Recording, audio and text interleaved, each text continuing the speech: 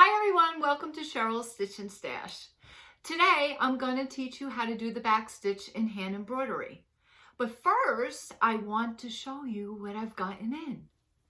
I've decided to join up with Just Another Button Company, their monthly subscription.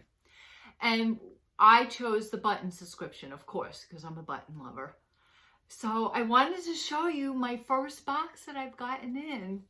It's very exciting for me because I do use buttons in a lot of, quilts and other like hand embroidery and stuff like that. So this one is called Frost. And there it is. And this is what you get inside of it. Several packages of buttons, and I'll show each one individually. So this is called the Wintry Mix Smoothie Pack. There's a lot of buttons in there. They're big and small. So that's kind of cool. I like the colors of the blue. I'll be using these a lot. And then there's a pack called Wintry Mix. I'm going to put my glasses on so I can actually read. Wintry Mix. And it's all sorts of blues, blue buttons, lots of buttons in there. These are a little bit bigger. And it's got a brownish yellow few in there. So that's cool.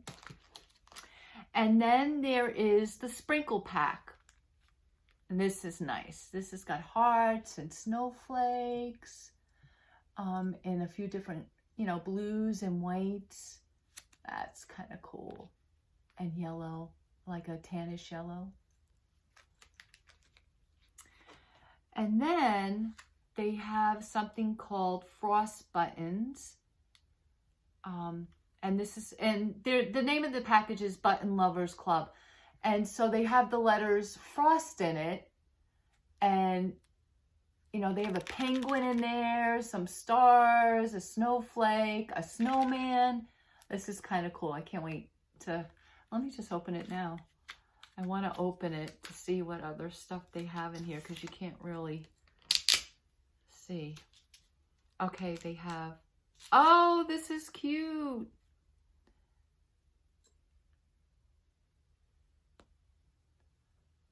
I don't know if you can see that. That's kind of cute. It's got that. It's got a penguin. It has snowman. These are cute, aren't they? Well, to me, they're cute. And all kinds of, they have snowflakes. Those are kind of cool. They have stars. Little stars in different colors. And, oh, they have a moon. They put it a blue moon. This is kind of cool. It has a moon. So I will be using these buttons. I use all my buttons.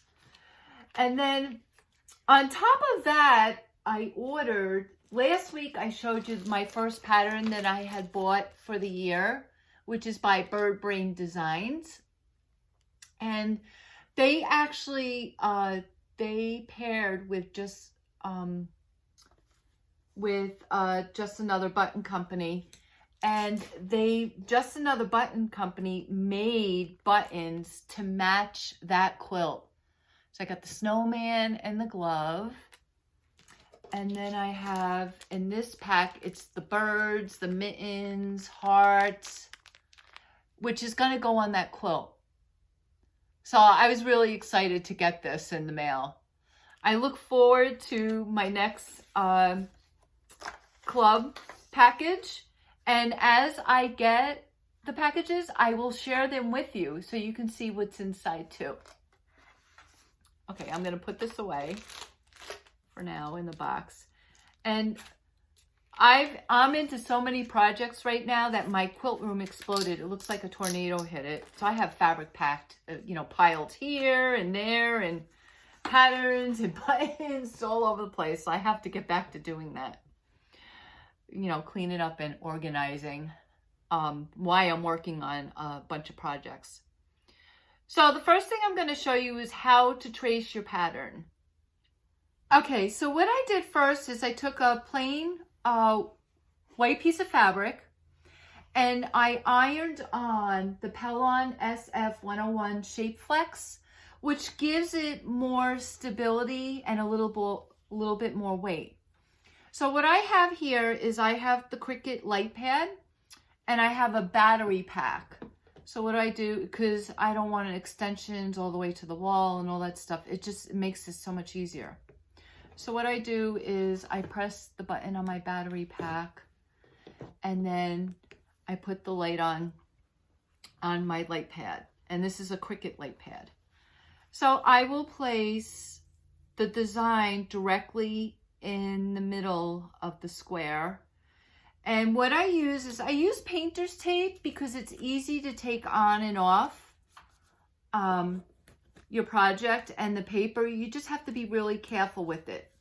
I found that this works the best for me. I'm going to take this one and I'm going to use it like this so it covers both. And we're going to do the design that's right in the middle. Okay, that should be good enough. I'm going to tape this side too with both the paper and the material. So what I use, I have tried several ways of tracing my designs. And this was like a learning curve for me because I didn't have anybody teach me. I just had to think of what would work best for me. All right, the pencil did not work. The chalk did not work for me. The tracing carbon paper did not work for me. So then I came up with this idea of the Micron, Pigma Micron 005 tip. This ink and pen, or ink, I should say, archival ink, it doesn't smell. And this is what my problem was with a lot of other projects. I did the disappearing ink, but I didn't like the way it came out. Once you had to wash it, it wrinkled your piece and then you had to press it out and it still had a little bit wrinkles. Like I didn't like that process at all. The carbon paper smelled to me. The pencil bothered me. So I have to be careful what I use. And the Micron pens, I love them. They don't smell and I get to see, I get to choose colors and stuff. So what I do is I match the color to the thread that I'm going to be threading on my design. So this angel's going to be done in Redwork. So I have my red Micron and it's the 005, just in case you missed it, 005 tip. It's a very thin tip. I don't know if you can see it. It's very thin. It's hard to see. It's a little one too. So what I do is just trace it very carefully. And the reason why I like these pens is, number one, the line is really thin. It doesn't smell, which is a huge thing for me. And your floss that you use covers the line because the floss is thicker than your line.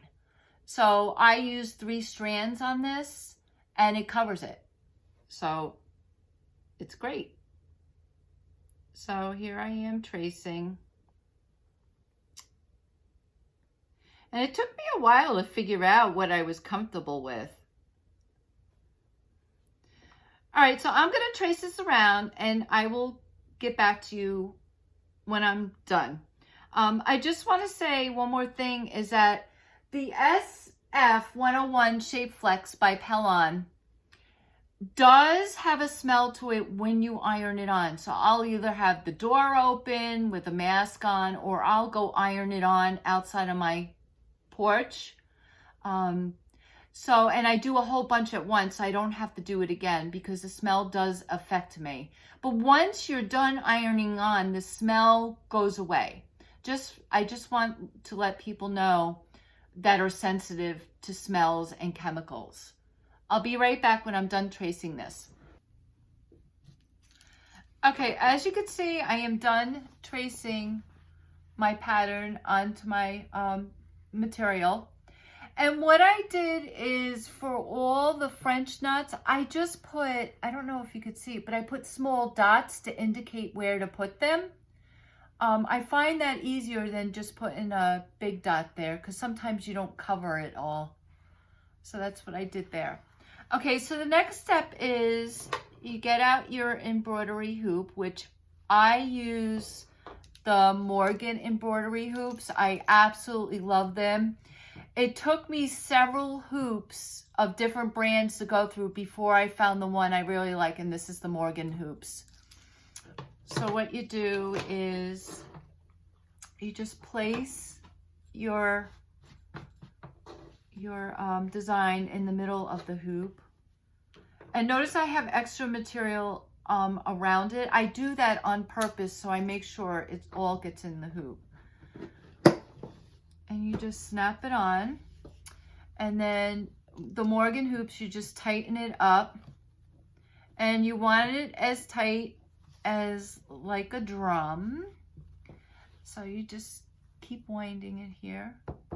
And once you get that noise and there's no wrinkles and you're satisfied with the tightness of it, then you're set to go. So today I am using my embroidery needle that I use is size 4. There are many sizes out there, and it's by Richard Hemming and Son. And so I just wanted to let you know which size I use. And then I have my DMC floss. So what I do is I'm using 3 strands on this. So I cut a piece of floss off.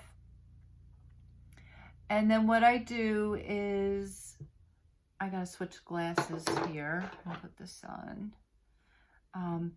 I split the floss because there's 6 strands and you only want 3. So I do 1, 2, 3. You find the middle of your floss. And what I do is in order to not create any knots when splitting this, I twist it and I stick my pinky as I'm going down and see it doesn't twist, right? So then you do the other end. Sometimes I untwist it as I go with my pinky and my thumb, and there you go. So I split them into a group of 3, and then I just wet my end a little bit and thread the needle. No, didn't get it. All right, let's try again. Sometimes I cut off and make them even and get them all together there, and then I put it in. There you go. All right, so I got my thread on my needle, and now I'm gonna make a knot. So I just go to the other end of the thread, do 2 or 3 turns, and then pull my floss right through, and there's your knot. Okay. So I'm gonna start from this end right here, and I don't know if you can see it or not, right here. And I'm gonna put my needle up. I'm gonna go a little bit before the end, depending on how big you want your stitch. So I want my stitch about this big, and I will show you. You see where I put the, I have to keep switching glasses here. You see where I put, where I started? Okay, that's where you pull your needle up, like that.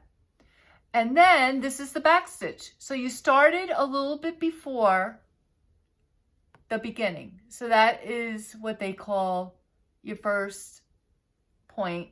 And then you take your needle, I hold down the thread with my thumb, and you go to the beginning of here, and then you come up the other side like that. Like that. You pull it through. It's hard to do this in the air. And you do it, and then you just follow. You put your next point down, your needle, right in the line you just made, and then you come back up like this. And that is called the back stitch. And so what I do is I'll just keep going around with this stitch, and that's it. That's all you have to do, is you just go down from the last stitch you were just at, the last point where you came up, and you go over. Now when you're going around the curve, it's easier to make your stitches smaller because it's easier to get around a curve. And then there are times where you want them bigger. And you know what? That's just the way how I found that works for me. But for those of you who are learning, test it out for yourself and see what you like. So that's how you do the back stitch. I want to thank you for visiting my channel. And if you like my videos, please subscribe. Until next time, happy quilting, happy stitching, and have a great day.